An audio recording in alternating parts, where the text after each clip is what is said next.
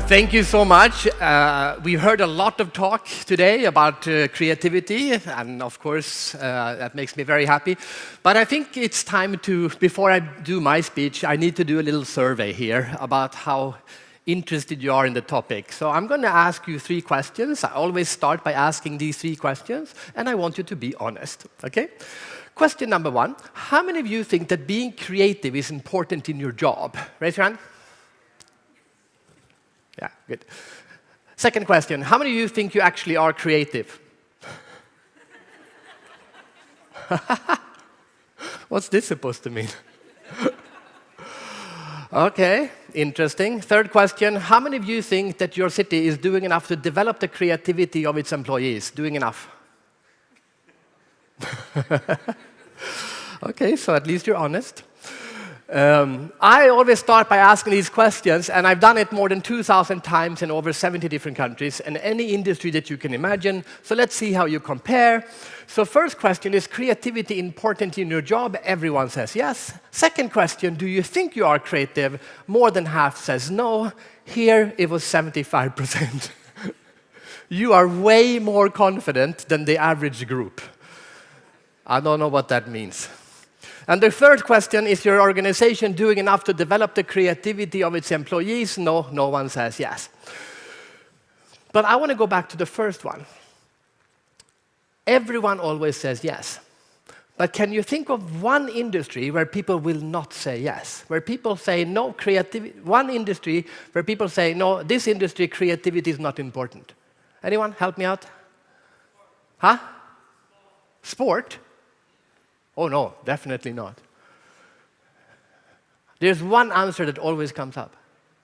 Or actually, there are 2 answers that always comes up. Accountants. Clearly. Because we don't want creative accounting. And the second most common answer is government, which I find totally, first of all, totally unacceptable, but also totally surprising. Because I don't think there's anything that will make the world of people better than if you live in a creative city or a creative government or a non-creative government. But it's sad that that is the second most common answer when you ask people. And I'm happy to see that all of you said yes. Now, I'm going to talk about creativity, and we have so many examples from cities. I don't come from a city, so I am a person who studies creativity, and I'm going to talk about creative mindset. So cities are always lifted up as like the lighthouses of creativity, the magnets of creativity, and like Florence, for example. But very often, people don't understand why or think about why. It's kind of like they think creativity is some magical thing that just happens if you live in a city. So I thought I'd start by defining creativity, because when you define it, you will also understand how a city can make it more innovative and more creatively sustainable. So, what is the definition of an idea? My favorite definition goes like this. An idea is that one person takes 2 previously known things and combines them in a new way. A person takes at least 2 previously known things and combines them in a new way. Okay? I'll give you a quick example. We take the concept of power lines, which is a previously known thing. We take the concept of statues, which is a previously known thing. Now we combine the 2, what do we get? Go on, you are such a creative group, so now you show me, okay? Anyone? Power lines, statues, combine, what do you get? This is actually an Icelandic suggestion. They haven't done it yet, but it's a proposal for Iceland. You take power line statues, you combine them, you get power lines looking like statues. I have to say, you don't have to like this, but I love this. It's such a creative solution. I mean, power lines are ugly. If we are going to ruin the landscape, let's ruin it in a beautiful way. It's a wonderful creative idea, but it's just a combination of 2 previously known things. And that is important to understand. Every idea is just a combination of already existing ideas. There has never been a new idea in the history of mankind. That means that creativity can be defined into a formula, which I have done. Here is my idea formula. An idea equals that a person takes knowledge, his or her knowledge and information, and combines it in a new way. You take things that you know and new things that you learn, input, inspiration, new data. You combine it with your old knowledge and you have an idea. Every idea is built on this. And this is why cities are creativity accelerators. The vast majority of human creativity has come from cities. Why? Because the more people you have closely connected to each other, the more knowledge they have, as we heard about Vilnius, the oldest university. So a city invests in schools and universities, and the more information, Vilnius is a great example again, opening up, inviting people to come in, opening up for diversity. So the more people with the more knowledge and the more access to information, the more ideas will come. That is why cities promote creativity. Now, I'm not going to talk about creativity today. I'm going to talk about creative mindsets. As you heard in the introduction, I'm the creativity explorer. Just to put this in, I used to be a creativity expert for about 23 years. I started around 2000. But 2 years ago, my son was asked to do a presentation in school when he was 8 years old. What does your parents do for a living? And he was supposed to say, my father is a creativity expert. But he was 8 years old and he got it wrong. So he said, my father is a creativity explorer. And I think this is so much better. So what? Because an expert knows everything, an explorer knows nothing. But an explorer goes out, the definition of explore, to venture into unknown territory in order to learn more about it. So I've spent 25 years going to over 70 different countries and literally hundreds and hundreds of cities, interviewing thousands of people about what makes them creative, and what blocks their creativity. Anything from a Danish chef to a Spanish glass artist. I even went to North Korea twice. I wanted to learn what can we learn about creativity from the North Koreans. I will not share that with you today. It's a fascinating story, though. I will, though, share with you not examples of creative things they've done in cities, because we've done that. So I'm going to share instead with you for a few cities that I've been and interviewed people about the mindset of creativity that we can learn from these cities. If I have time, we will do 4 cities, maybe 3. So the first one we're going to do is Ulaanbaatar. So I went to Mongolia. Actually, technically, this is not the mindset of the people in Ulaanbaatar, but the people who live outside Ulaanbaatar. But the people in Ulaanbaatar still have this mindset. It's the mindset of the nomadic people, a nomadic mindset. Now, in the West, in this part of the world, we like to think that a nomad is someone who doesn't have a home and someone who always travels. And that's the definition in the dictionary. Unfortunately, that is the wrong explanation. If you ask the nomadic people, so I lived with them for 10 days, and I interviewed them about creativity. They did not have a word for creativity, but after a while we started to understand each other. This man is 80 years old, 80, still on a horse. And he said to me, Fredrik, you people think that nomad means a movement of the body. It means a movement of the mind. It's brilliant. He explained to me that they don't always travel. They live, they travel until they find the most beautiful part of the world, like nirvana. And then they live there for months on end. But every day when they wake up, they open up the tent door and they stick out their head and they say, this was beautiful, this was perfect yesterday, but is it perfect today? And if it's not, they tear down the whole village, put it on camels, and go until they find an even better place. So I want to illustrate what happens when we don't have this mindset, which I think is a big problem in our part of the world. We are not able to change our minds. This happened to my brother. My brother goes up to this machine. This has also happened to you. He goes up to the machine, he enters his code, he gets an error message. He tries it 3 times, it doesn't work. Finally, the machine says, wrong code, please contact service staff. There's a woman standing there from SIS. He goes up to her and says, excuse me, there's something wrong with my code. The lady says, do you have a 1 or a 0 in your code? She hasn't seen the code. She doesn't see the code. She just says this. My brother says, yes, I have a 1. The woman says, change it to the lowercase letter L. Because L and 1 look the same. He goes back to the machine, it works.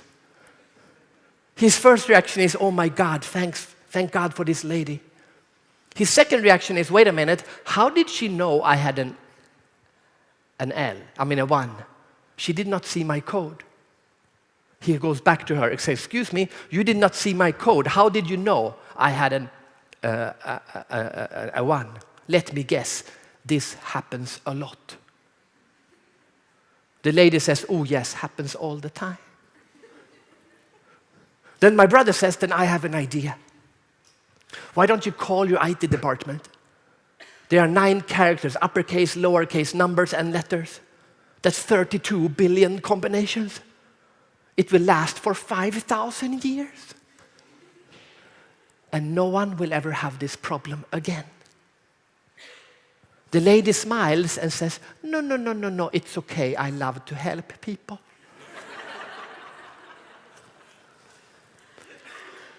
That's what happens when you have a mindset of what I know is the truth. For 30 years, her job was, my job is to check people in. But her new job is, my job is to make sure people don't have problem checking in by themselves. And with the speed of change and innovation that happens in the world right now, we cannot afford to have people stuck in the old mindset.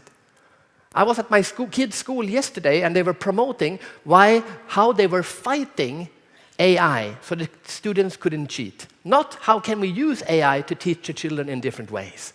It's time to change our mind. So the question I want to send away with you to the cocktail dinner tonight, that you can talk to the other people too, is this question. What mindset do we as cities have to change that brought us to where we are today, and that was good, but now we should get rid of it and think in different ways? That's what we can learn from Ulaanbaatar. Now we're going to go to Shanghai. So I used to live in China, first in Beijing, a short time in Shanghai, then I moved on to Singapore. So what did I learn about creativity from the Chinese? Well, I moved in 2005. And when I moved to China in 2005, people said, what on earth are you going to do in China? There is nothing we can learn from Chinese people about creativity. All they do is copy.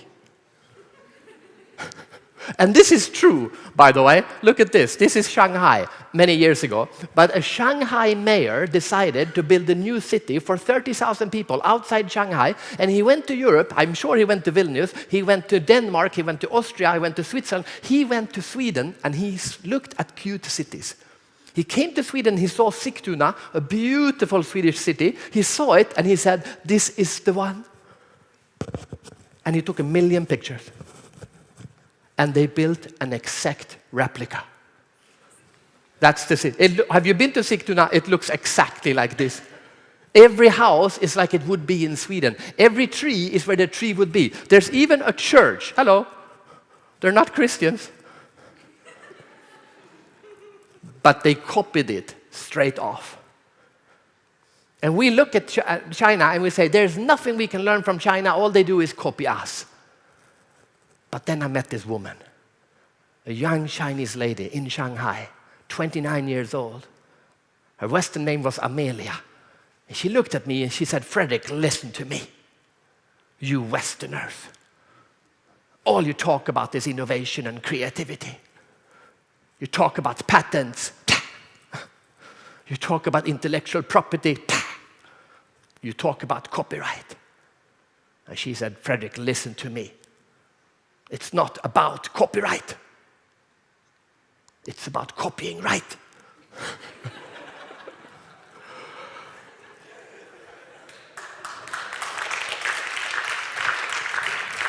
And I have to say, this is brilliant. Remember what I said in the beginning. What is the definition of an idea? You take two things and you combine them. What does that mean? It means that no one can create anything without copying something from someone else. Apple stole the graphical interface from Xerox. They stole the touchscreen from Xerox. Everyone. Pablo Picasso said, good artist copy, great artist steal. Albert Einstein said, creativity is your ability to hide your sources. Now, here's the problem. I've been living in Asia for 17 years. I just moved back to Sweden 6 months ago. The problem is that we think they only copy, but what they do is they go around the world and look at what everyone else is doing, and then they learn to copyright, and they take everything from someone and they combine it. When they built Singapore airport, they took the best from Charles de Gaulle, the best from Heathrow, the best from JFK. They put it together, they built the best airport in the world. It's been the best airport in the world for 25 years in a row. Have you been to Charles de Gaulle recently? It's a terrible airport. It sucks. Why? Because they don't go and look. Now, we still talk about the Chinese Google and the Chinese Twitter like they're copies of Google and Twitter. They are way more advanced than Google and Twitter. We should go there, and we should not copy all of it. We should copy right, and we should copy more. Your second assignment for the cocktail party, go and talk to 5 people, ask them, what are you doing that works really well? I'm going to steal it, I'm going to copy it. But don't copy it straight off. Copy it and improve it. Third city, we're going to go to Singapore. Singapore is a very weird city. It is ranked one of the top 5 most innovative countries on the planet. It's super diverse. At the same time, extremely value conservative. It doesn't make any sense. How can you run a city that is extremely value conservative and innovative at the same time? Normally, you get one or the other. They do it by being pragmatic. And I mean extremely pragmatic. Pragmatic is the ability to be able to change without having an emotion connected to what you're doing. I'll give you one example. Singapore built very high, the Soviet-style buildings that we saw earlier. They built them like that so we can live very closely together in Singapore. But there were no playgrounds. Then they went to the West and they said, oh my God, the West have playgrounds. We need to build playgrounds. So they built playgrounds. Now they have high-rises and playgrounds. Suddenly, but didn't have playgrounds before. So what happens if you build a playground in an area that hasn't had playgrounds before? Kids go crazy. They go start playing, they make noise, they have fun. Now what happens to the old people who were used to quiet environments? They say, oh my God, what's all this noise? They complain to the government. There's too much noise from the playground. Now how do you solve this? Not an easy task. This is what a pragmatic government does. True story. They put up a sign.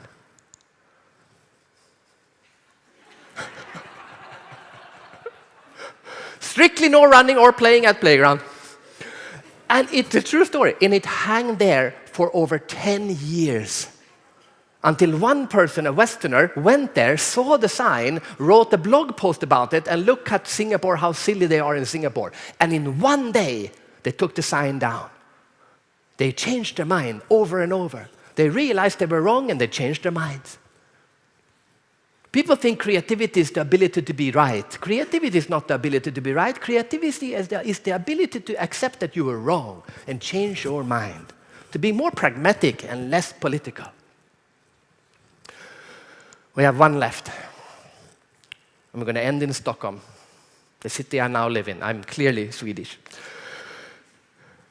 Now, what can we learn about creativity from Stockholm? Now, all the cities here are competing about which city is the greenest. Well, Stockholm is the bluest, okay? Beautiful city on the water. This is the island where I actually live now, just outside the city of Stockholm. 20 minutes to the city center. How many cities can you do this in? Very few. Come to Stockholm. Now, what can we learn about creativity from the Swedes, and specifically Stockholm? Well, here's an interesting graph I saw just yesterday. This is a graph, the question is, our people are not perfect, but our culture is superior than others. Okay? Greece, 89%. Totally delusional. Sweden in the bottom 4. We are one of the few people in the world that don't look at our own country with pride. We are proud of that.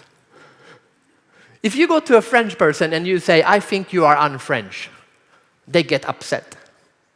If you go to a Chinese person and say, I think you are un-Chinese, they hit you in the face. Try going to an American and say, I think you are un-American. It's an insult. Go to a Swede and say, hey, I think you are un-Swedish. You know what we do? Oh, thank you very much. For us, it's a compliment. So what can we learn about this mindset? Well, this is the Swedish national team of cooking.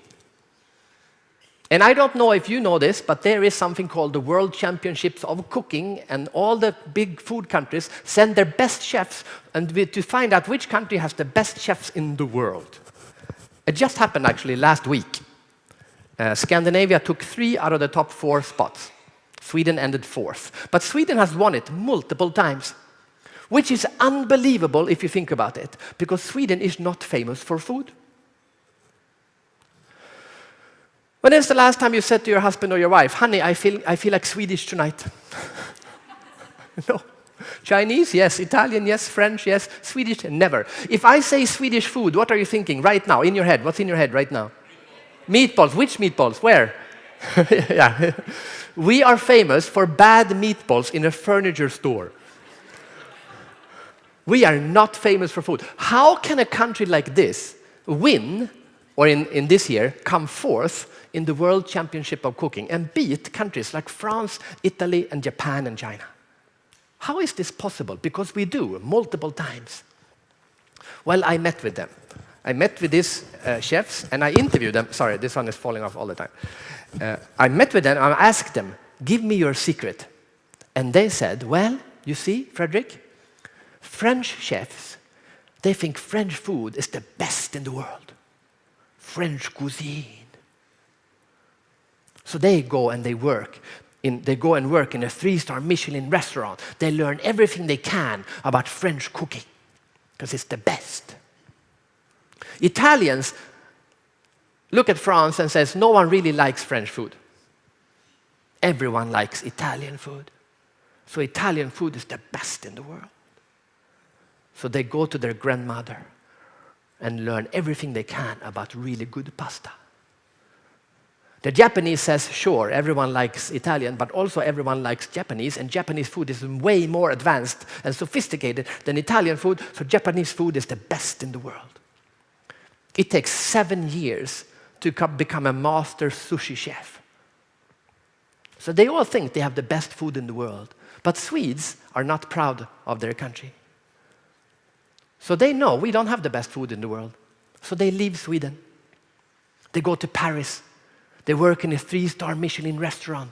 Not forever, but for 6 months. Then they go to Italy, interview 100 grandmothers. Then they go to Tokyo, not for 7 years, but for maybe 7 weeks or 7 months. They learn everything they can about Japanese cooking. Then they go back to Sweden and they learn about meatballs. And then they do, remember the definition of an idea? You take 2 things and you combine it. They take everything they've learned and they combine it. They take what is good with Sweden, but they take also everything that's good from everyone else and they combine it. And as one of the guys said to me, we go to the Food Olympics and we do herring sashimi with lingonberry wasabi. And we win. So yes, creativity is about being bold, but it's also about being humble. The most creative people, and I interviewed some of the most creative people on the planet, the most creative people are humble. The Messis of the world. They are good at what they do, they are creative, but they stay humble. I have 1 minute left. And I thought I would end this way. Because what's happening in the world, and the last time the Soviet Union fell apart and creativity and freedom flourished again was 1989. It was the fall of the Berlin Wall. And the world changed drastically in just a couple of months. Every news organization took their photographer and sent the photographer to West Berlin. They all went to Brandenburger Tor, and they all took a picture of the wall. Everyone did this, except one, a Swedish photographer. He didn't go to West Berlin. He went to